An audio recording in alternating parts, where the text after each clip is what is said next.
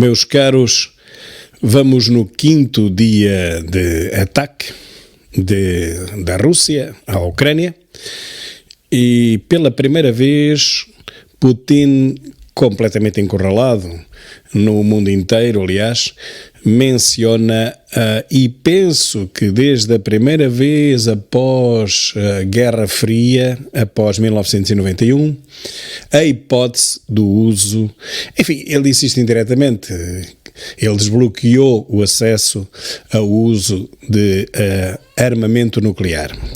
Pelo menos é assim que está a ser interpretado por todo o Ocidente e penso que neste caso não está a ser mal interpretado.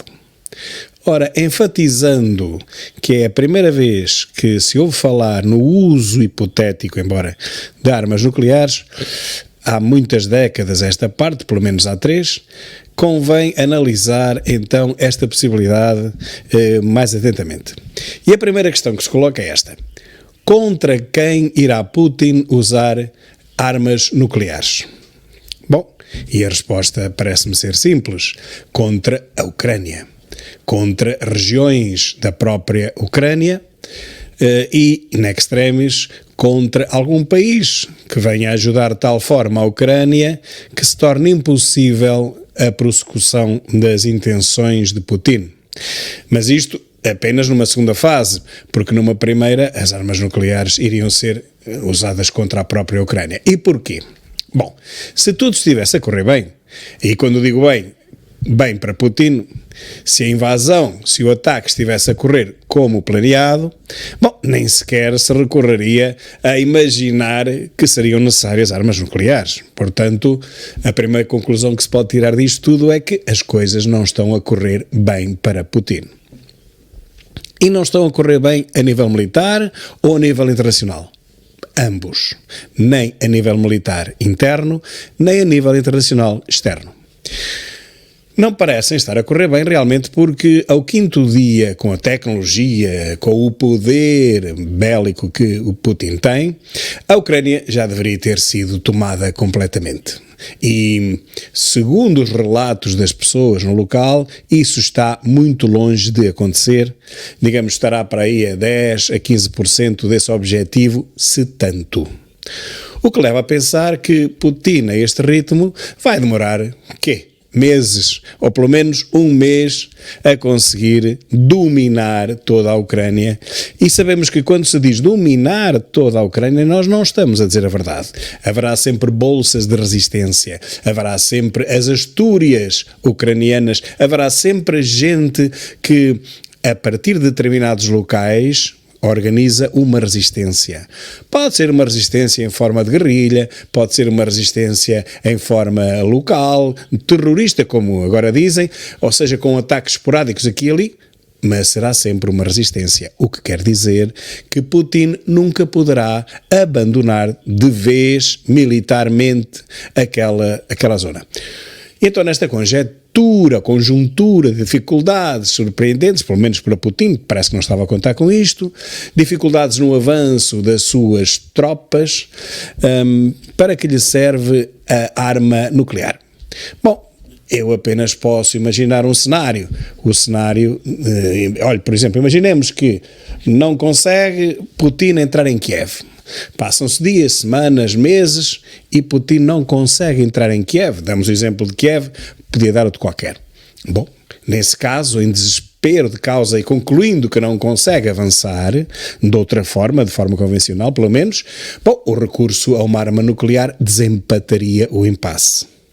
Mas reparem que estamos sempre a falar de centenas de milhares de mortos, o que não me parece uma solução plausível para coisíssima nenhuma.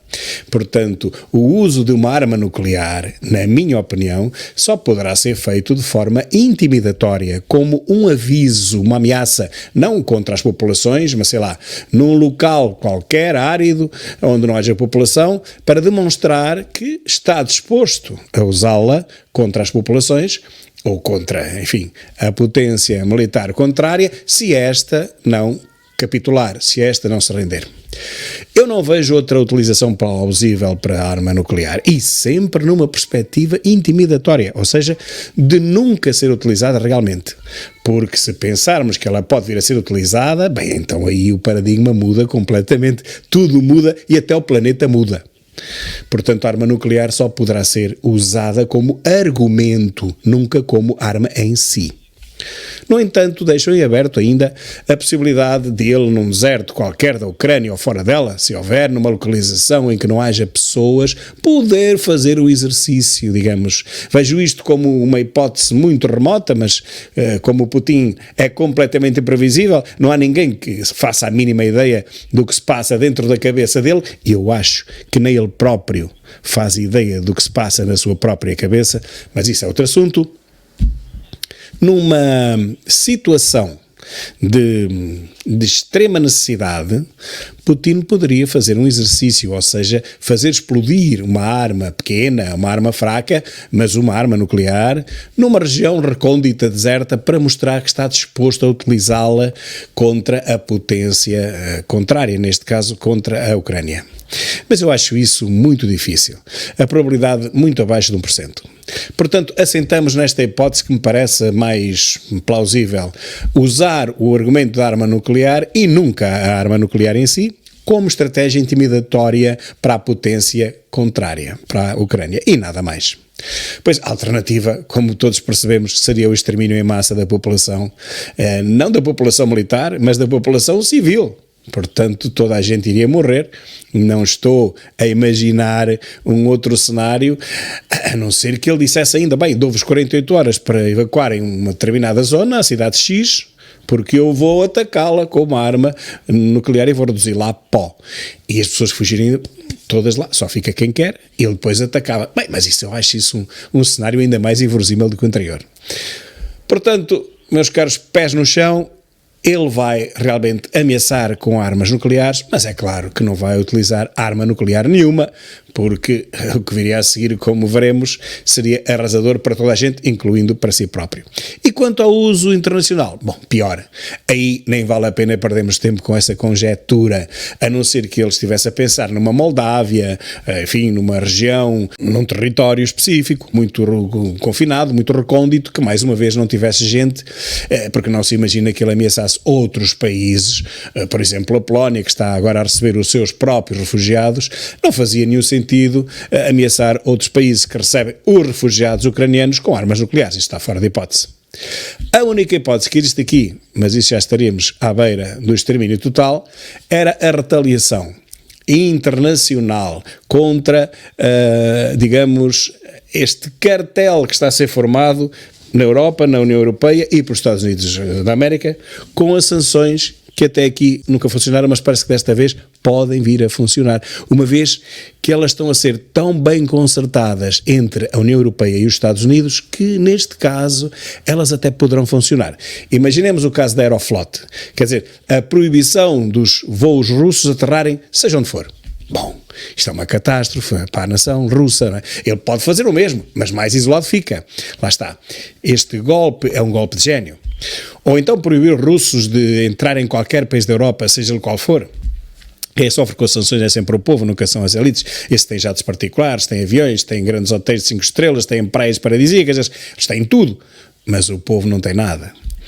E, claro que as sanções só surtem efeito se elas atingirem o maior número possível de pessoas, tal como as greves. E, portanto, impedindo os russos de sair da Rússia, impedindo os aviões de rumarem para outros destinos, os comboios, os transportes, os barcos, impedindo todas as transações, mas imagine-se o caos que isto ficará. Todas as transações russas provenientes da Rússia ou dirigidas à Rússia, como, por exemplo, os pagamentos das matérias-primas, das importações, das exportações, para lá também, não é? As exportações cortadas. Portanto, proibindo tudo isto, bom, isola-se completamente a Rússia do planeta, não há dúvida. A Rússia, não sei se conseguirá sobreviver completamente isolada, com um cerco ainda pior que o de Cuba, e vimos que Cuba conseguiu resistir até hoje, embora de uma forma muito esquisita, mas conseguiu resistir até aos nossos dias. Só que Cuba é uma coisa mínima e a Rússia é quase um continente, não é? Portanto, conseguiria, porventura, sobreviver alguns anos, mas cada vez em maiores dificuldades, se fosse completamente isolada do resto do mundo. Bom, se neste caso Putin visse que a Rússia não conseguiria sobreviver mais tempo, aí, mais uma vez não sabendo o que se passa naquela cabeça, poder-se imaginar que ele poderia, eventualmente, de uma forma desesperada, mas também é difícil pensar nisso, porque ele tem sempre tudo bem estruturado. Bom, carregar no botão vermelho e lançar um míssil para dizer, atenção, vocês estão-nos a matar, mas nós não vamos morrer sozinhos. Nesse sentido, no sentido de ainda estamos vivos e se é para morrer, então vamos todos. Bom, entendam isto, quer dizer, isto seria um ato desesperado, mas sempre também, mesmo nessa altura, sempre à espera que não houvesse retaliação, porque imaginemos que a Rússia enviaria um míssil contra, sei lá, por exemplo, um país que lhe esteja a fazer grande frente, imaginemos a Alemanha, por exemplo, pois é claro que a Alemanha iria retaliar. Se não retaliar a Alemanha, retaliaria outro, porque a partir do uso de armas nucleares não há mais convenções de coisa nenhuma, meus caros, é guerra total.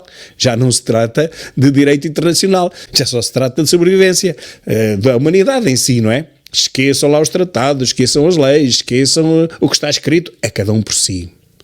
Portanto, nessa situação extrema de ele lançar um míssil para dizer, atenção que vamos morrer todos e a prova está aqui, tomem lá este exemplo, bom, aí poderiam acontecer duas coisas só. Uma, o levantamento total das sanções que hoje estão em vigor, e porque a alternativa, meus caros, é a guerra global, e a guerra global dura 2-3 horas, não dura mais do que isso.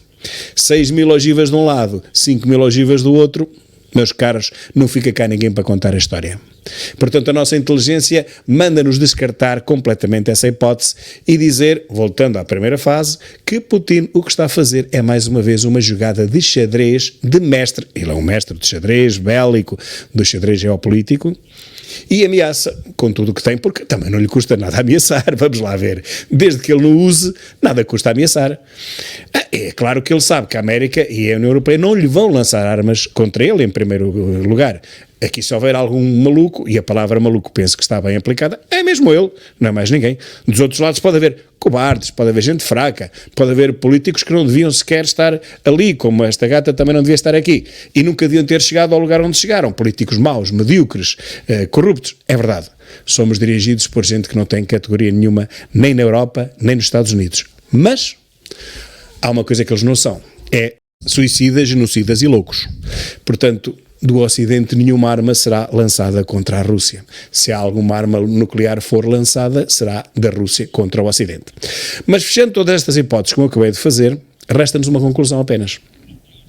Na pior das hipóteses, Putin lançará ou fará um exercício num sítio qualquer deserto para mostrar que está disposto a usar as armas nucleares.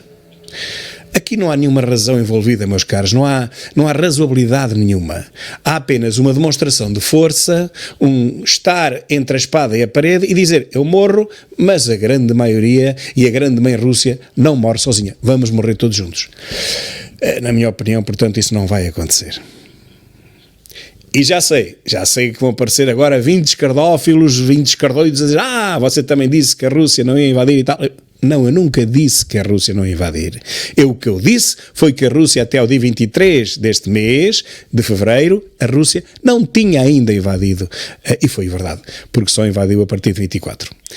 Mas olhem, mesmo a esses escardoidos, os últimos da Europa, que eu não consigo perceber o que é que fazem aqui neste canal, rezem escardoidos, rezem para que eu tenha razão desta vez, porque se eu não tiver razão, e será das poucas vezes que eu não tenha, vocês ficam todos contentes, é verdade. Mas olhem, também só vão ficar todos contentes durante 3 a 5 minutos. Não vão ter tempo para fazer memes do João Tilly e colocá-los nos sites anti-Chega por essa net fora.